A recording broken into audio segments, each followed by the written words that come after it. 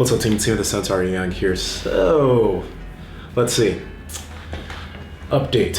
Injury is actually going pretty damn well. The meniscus is healing much faster than I expected. I was able to sumo deadlift today. Squats are probably going to be able to happen in around a week and a half to 2 weeks. So I'm really happy that that's happening. And I went to jiu-jitsu on Friday, so I can roll, which is surprising. But yeah, things are going really well. Also, remember this. In every Q&A video, after the Q&A is done, if you have any questions for the next week's Q&A, go ahead and ask them in the comments below. If I don't think I'm gonna include them in the Q&A, I'm just gonna answer your question directly, but if I will include it in the Q&A, then I'm gonna go ahead and not answer it and just answer it in video form, okay? So the thing about the sumo deadlift is this. I don't think that a majority of people have problems with hip mobility for the sumo, but I do believe this. You'll notice that when a lot of people get themselves set up for the sumo deadlift, they get their hips really, really low, and it looks like a nice position, but then when they initiate the pull, their hips rise up, their torso bumps forward, and then they'll start pulling, and their hips will start a little bit higher.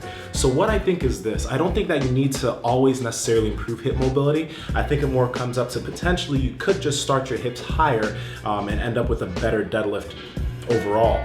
That used to be my issue in the past. I would get my hips really low and I had a lot of hip mobility, so I could, but then when I'd initiate the pull, my hips would rise slightly and then I'd start my pull from a higher position. So that actually could be the answer to a majority of people's problems when it comes to the sumo deadlift. But to improve hip mobility, I mean, there's a lot of things you can improve hip mobility for the deadlift and for the squat, so I don't think there's any best thing to do. But like, you know, you saw my video on doing banded distractions. Banded distractions really help creating some room in the hip, or the hip girdle. It helps create room there, so those are really good. And I mean, for the sumo deadlift, you don't need a crazy amount of mobility to get into a good position. So the answer could just be starting with a slightly higher hip position when you're deadlifting. Okay, so I think your big problem could actually be your ability to hinge at the hips. That's a big problem that a lot of people have, because using your hips and using your glutes to actually do a lot of these movements isn't as easy as when you see it done by someone else in the video.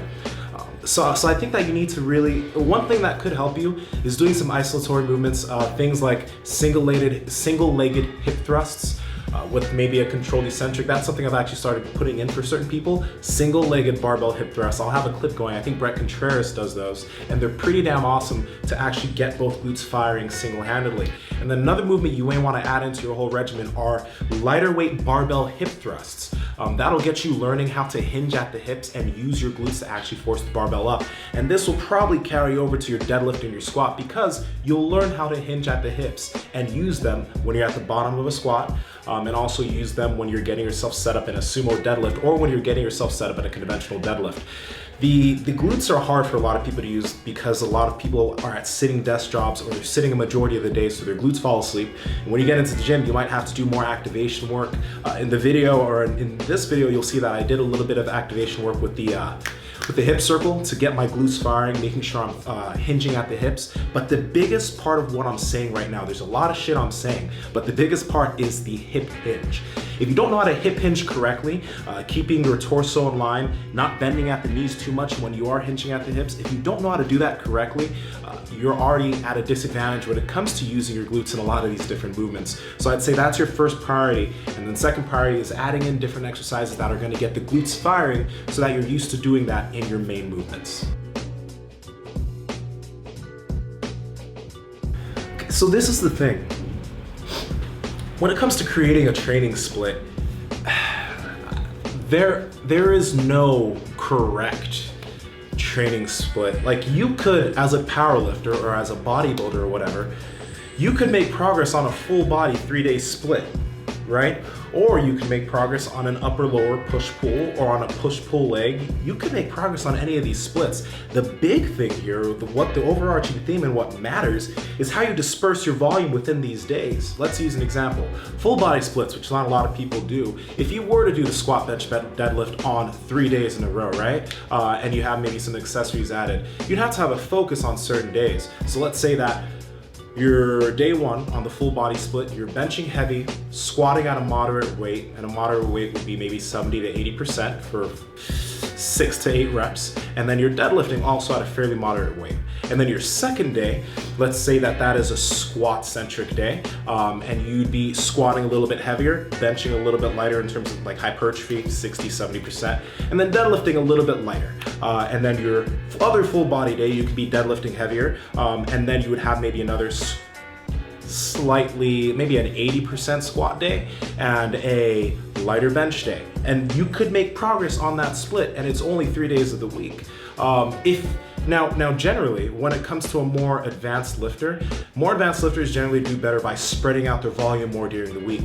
And what will allow you to do that is doing an upper lower push pull leg, or a push pull leg multiple times during the week, and you can spread out that volume that you typically do in 3 days into a span of 6 days during the week. First off, what that's going to do is you won't get as fatigued on that actual day, right? So since your workouts aren't as long, you can get in more productive sessions. You're not gassing out as fast, and that could be very beneficial for someone who needs to work with a lot of volume to make progress when it comes to training, typically intermediate to advanced level lifters. Honestly, you could do anything. I have some people that I'm working with that only have 3 days that they can work out, but we can make sure that we're focusing on the right things during those 3 days so they can still make progress. Although if they maybe had an opportunity to work out 5 to 6 days a week, they could potentially make progress a little bit faster. It just really depends on the lifter, and it depends on what they're trying to do. But there is no wrong split. There's a lot of progress that can be made full body. There's a lot of progress that can be made on upper lowers. It really just depends on how many days you can be in the gym and how you want to disperse your training volume.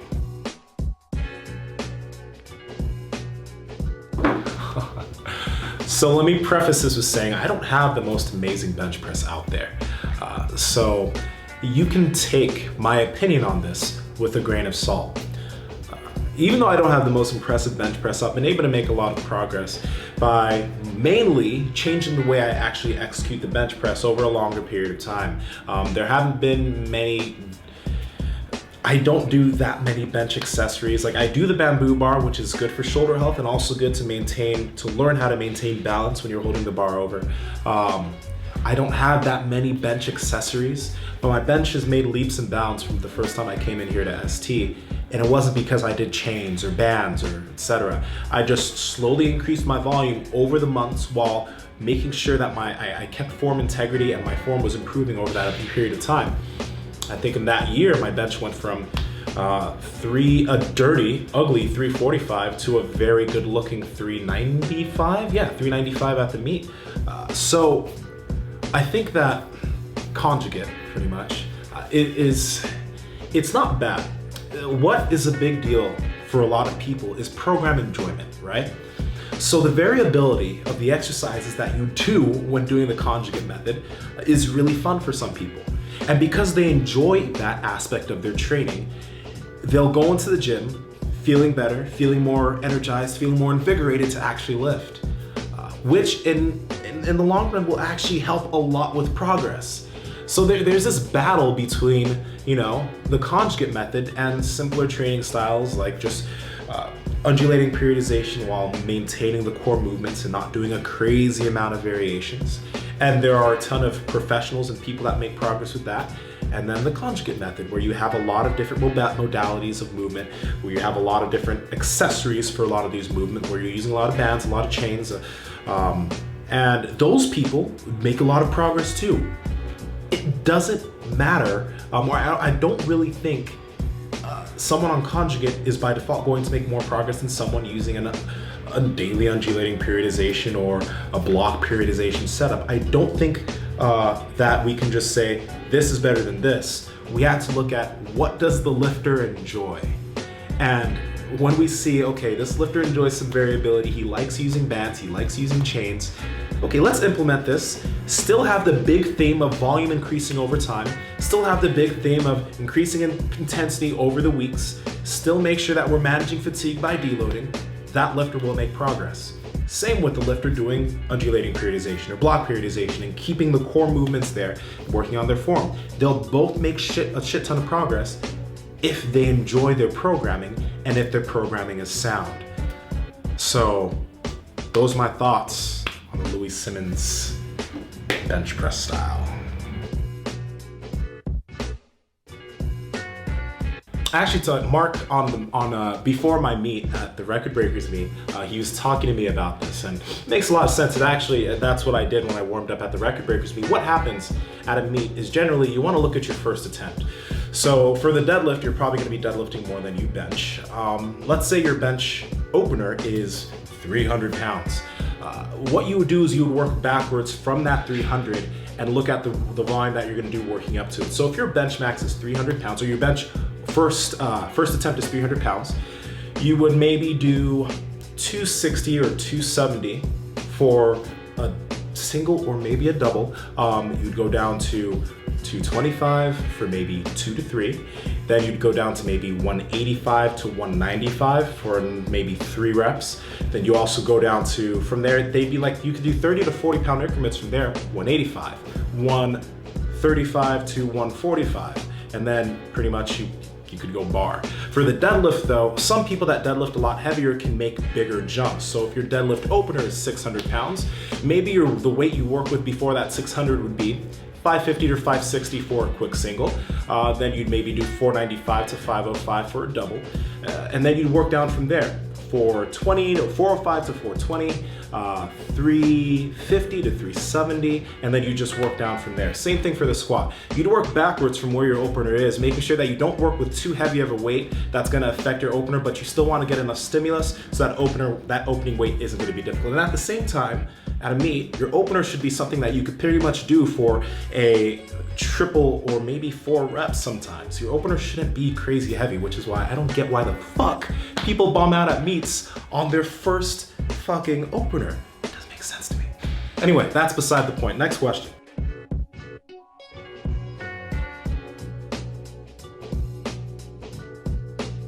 Okay, Daniel, this is something that I think is pretty cool. And there are a lot of different ways you could do this. Obviously, what they preach over here, I know it's super training, what a lot of the guys talk about, and even what I talk about, is that you want to make sure that whatever working weight you're using, all of the reps you're maintaining integrity in terms of your form with all of your reps. But at the same time, there has to be a time where you have to go heavy, whether it be you're peaking for a meet or you're getting yourself used to touching heavier weight. So there are a few ways you could program this. You could have it that, for example, today, I worked up to a heavy double, and then I went down and did my, I wouldn't call it hypertrophy, but I went out and did my lighter work. So I worked up to a double at 625, which is fairly conservative. I can do that weight for 5 reps. And then I went down and did 2 sets of 6 reps at 515 pounds with a controlled eccentric. So that's a way that you can make sure that on multiple days of the week, like I do this sometimes on all of my days, where I touch heavier loads that are pretty conservative, so those things don't become foreign to me, especially in a training cycle that you might be focusing on hypertrophy. A way to make sure that you're maintaining that skill is by working up to heavy loads and then coming down and doing your working sets with your lighter loads. I also do something for some individuals, I call it percentage-based RPE, but what I'll program is, let's say they have a hypertrophy day for the squat, right? They have 3x8 at 315 pounds. After that 3x8 at 315, I'll then have them do something called plus sets. Now I won't say do this weight with RPEX, because personally I don't really like the RPE scale that much for especially lifters that aren't used to working with heavyweight or used to how fatigue should feel, but I'll give them a range of percentages. And this range would be anywhere, like for example, if we're doing 2 sets of triples after their working weight, it would be either triples at 86% if you're feeling pretty damn tired, triples at 89% to 90% if you're feeling okay, and then another set, and then if you're feeling really fucking good on that day, you do a triple at 93%. You have those 3 choices, but it's a spectrum. So that triple at 86% would generally be maybe an RPE 7 and onwards. But I have this generally, like, you can work this through the weeks, and you could say, like, on week 1, you did 3x8 at 315 for a squat, then you did 2 sets of heavy triples. Then you went to week 2, you did 3x8 at 325 for your squat, and then you did 2 sets of heavy doubles. And then on your 3rd week, maybe you did, after your hypertrophy set, you did a double and a single. That's just an example way where you can make sure you're including these heavy weights at the same time of working with hypertrophy. But what I would suggest is, yeah, like you want to make sure you're keeping that skill in while keeping integrity with your hypertrophy sets and with pretty much everything you do in the gym. Make sure to record your lifts too to make sure that your lifts are looking good over time. Oh, that took me so long to answer. Okay. I mean, I've had elbow pain in low bar squat, and the way that I personally prevented it, and the way that a lot of people that have worked with prevent pain in the low bar squat, is by using a thumbless grip when you squat. So you're holding the bar here and you're getting yourself into that position. At the same time though, some people, right, still have elbow pain or a lower degree of elbow pain when they do the thumbless grip. So what they actually have to do is they may need to widen their grip a little bit while going thumbless to try and maintain tightness in their back. The problem with me going with a wider grip on the low bar squat is that when you go wider, what happens? Less tension in the lats. So you have to be very cognizant and think a lot about how far can I go till the tightness in my back is pretty much, I can't create as much tightness when I do my squat with my back. And you have to kind of find that sweet spot, thumbless, and that should probably help prevent pain in your elbow when you're doing a low bar squat. Something I've also found that's just totally artificial is using like a compression cuff. What I found is that by keeping the joints warm, that's why you'll sometimes see me wearing knee sleeves and elbow sleeves when I do certain things. When I keep the joint warm, especially on a cold day in the gym, it feels much better and I don't get as much pain. But if I don't have something on, sometimes I'll get cold and my joints will hurt. That's just how I am. So yeah. What's up guys, Nsima here. So the Q&A, I didn't end up being able to finish filming the outro over there at Super Training, so I had to do it here. The video is pretty much done. It's 17 minutes. Answered a lot of good questions in the Q&A. If I didn't get to your question, I'm sorry. And remember, I am going to answer it in the comments section of last week's Q&A, so keep an eye out for that if you did ask a question that wasn't answered. Next up, remember, ask questions in the comment section here for next week's Q&A. If it's a good question or if it's a question that I believe will help a lot of people, I'll go ahead and answer it in the video. And lastly, remember, if you have video ideas that you want me to make or questions, go ahead and leave them down below and I can make an actual video for that specific thing. I still have a lot of things and videos I want to make, but if you have any ideas, let me know down below. So I believe that's it. That is all. This is Nsima, the Centaur Inyang from Break the Bar. Be an anomaly, be different, and I will talk to all of you very, very soon.